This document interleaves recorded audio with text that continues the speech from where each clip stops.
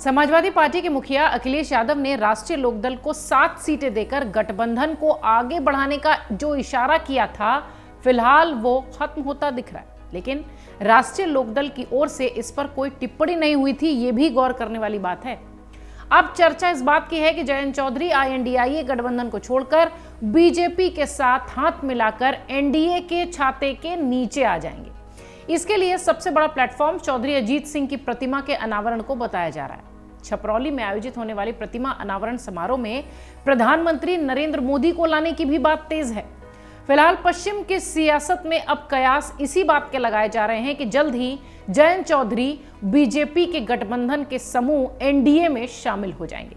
इसके लिए पश्चिम की 4 लोकसभा सीटों पर चुनाव लड़ने और एक राज्यसभा की सीट देकर राष्ट्रीय लोकदल को एनडीए में समायोजित करने, शामिल करने की चर्चा तेज हो रही है।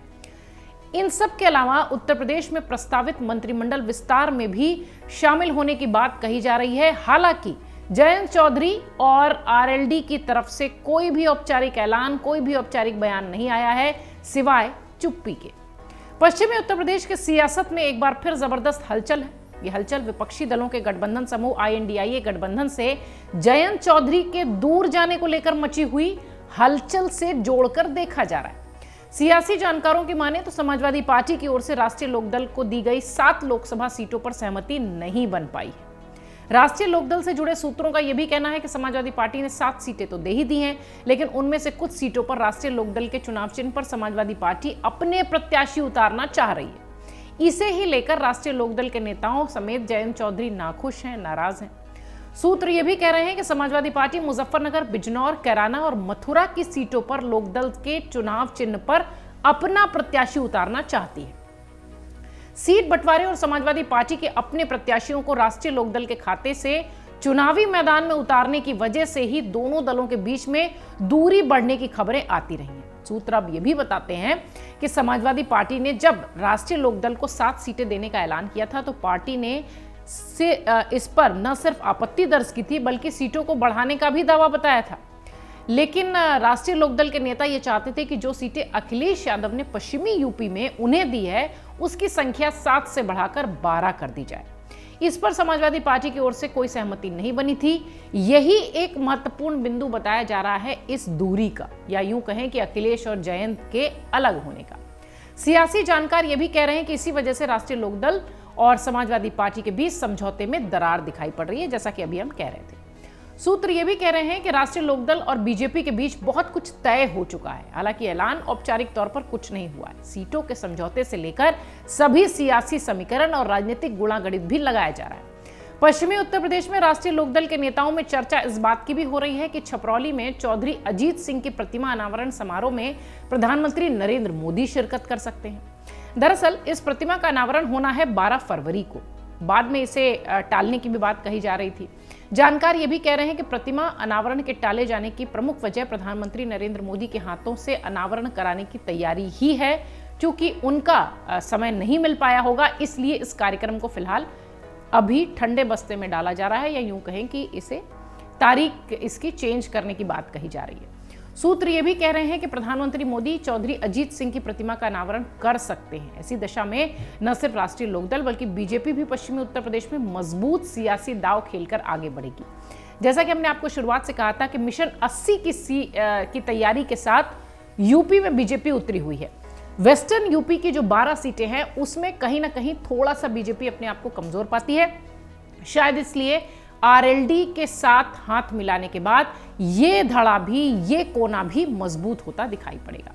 इधर अगर राष्ट्रीय लोकदल और बीजेपी के बीच समझौता हो जाता है तो राजनीतिक विश्लेषक मानते हैं कि कैराना, मथुरा, बागपत, अमरोहा की जो सीटें हैं वो राष्ट्रीय लोकदल के हिस्से में आ सकती हैं। राष्ट्रीय लोकदल से जुड़े जो नेता हैं, आरएलडी के जो नेता हैं, उनकी माने तो इन 4 लोकसभा सीटों के अलावा शुरुआती बातचीत में एक राज्यसभा सीट की भी बात कही जा रही है जो कि आरएलडी के हिस्से में जा सकती है। यानी आप समझिए कि एक राज्यसभा सीट की भी डिमांड आरएलडी की तरफ से हुई है, ऐसी चर्चा है। चर्चा इस बात को भी लेकर हो रही है कि राष्ट्रीय लोकदल और बीजेपी मिलकर चुनाव लड़ेंगे और अगली बार अगर सरकार बनती है तो राष्ट्रीय लोकदल को कैबिनेट में भी जगह मिलेगी, जैसा कि अनुप्रिया पटेल के साथ अपना दल के साथ की स्थिति बनती दिखाई पड़ी थी। इन सब के अलावा गठबंधन की दशा में योगी सरकार की कैबिनेट में जगह देने की बात भी बताई जा रही है। सूत्र ये भी कह रहे हैं कि बीजेपी राष्ट्रीय लोकदल के नेता जयंत चौधरी के बीच 3 महत्वपूर्ण मुलाकातें भी हो चुकी हैं। अभी तक स्पष्ट तौर पर कोई बात नहीं कही गई है। इधर सपा प्रमुख अखिलेश यादव लगातार इस बात को कह रहे हैं कि इस तरह की कोई बातें नहीं है, जयंत चौधरी को लेकर बीजेपी भ्रम फैला रही है। सबसे बड़ी बात अखिलेश यादव ने कही कि जयंत चौधरी राजनीति जानते हैं, बहुत समझदार हैं। उनको लेकर बीजेपी एक इस तरीके का भ्रम फैलाने की जो कोशिश कर रही है, इसका फायदा उसे नहीं मिलेगा। सुनिए जरा अखिलेश यादव क्या कहते हैं। जयंत चौधरी जी बहुत सुलझे हुए इंसान हैं, बहुत पढ़े लिखे हैं, राजनीति को वो समझते हैं। मुझे उम्मीद है कि किसानों की लड़ाई और उत्तर प्रदेश की खुशहाली की तरफ जो संघर्ष चल रहा है, उस लड़ाई को वो कमजोर नहीं होने देंगे। सर, आप न्याय यात्रा में अखिलेश यादव लगातार जयंत चौधरी को लेकर बहुत सारी बातें कह रहे हैं। हालांकि इन सब के बीच अगर आप देखें तो जयंत चौधरी और आरएलडी दोनों की तरफ से सिर्फ और सिर्फ चुप्पी है, वो कुछ भी नहीं कह रहे हैं। सियासी गलियारों में चर्चा खूब तेज है कि महज ऐलान बाकी है, औपचारिकताएं पूरी हो चुकी हैं। जयंत चौधरी बहुत जल्द एनडीए के छाते के नीचे नजर आएंगे। अगर ऐसा होता है तो उत्तर प्रदेश में एक बार फिर अखिलेश यादव परेशान होते दिखाई पड़ेंगे। अखिलेश यादव परेशान होते दिखाई पड़ेंगे तो निश्चित तौर पर आईएनडीआईए गठबंधन पर भी इसका असर दिखाई पड़ेगा। यूपी की 80 सीटों के लिए बीजेपी एक चाक चौबंद तैयारी में है। वेस्टर्न की जो सीटें हैं, वेस्टर्न यूपी की जो सीटें हैं, वहां पर बीजेपी हमेशा से थोड़ा सा परेशान रही है। शायद इसलिए जयंत चौधरी को इतना इंपॉर्टेंस आईएनडीआईए गठबंधन से भी मिल रहा है और एनडीए के तरफ से भी दिया जा रहा है। अब अगर एनडीए के साथ जयंत चौधरी आते हैं तो निश्चित तौर पर यह कुनबा मजबूत होगा और जो मिशन 80 की बात लगातार बीजेपी यूपी में कह रही है लोकसभा चुनाव के लिहाज से, वो थोड़ा उनका ये जो मिशन है वो थोड़ा और मजबूती के साथ आगे बढ़ते दिखाई पड़ेगा, या यूं कहें कि इस मिशन को बल मिलेगा। बस समस्या इस बात की है कि विपक्ष के पास कोई भी इस तरीके का मजबूत दाव नहीं है जिससे कि वो जयंत चौधरी को रोक सकें। सीटों के लिहाज से ही दरार बताई जा रही है। औपचारिक तौर पर किसी भी तरह का ऐलान अब तक नहीं हुआ है, लेकिन सियासी गलियारों का बाजार इस बात से गर्म है, या यूं कहें कि सियासी गलियारों में ये चर्चा तैर रही है कि जयंत चौधरी तो बहुत जल्द एनडीए के छाते के साथ है।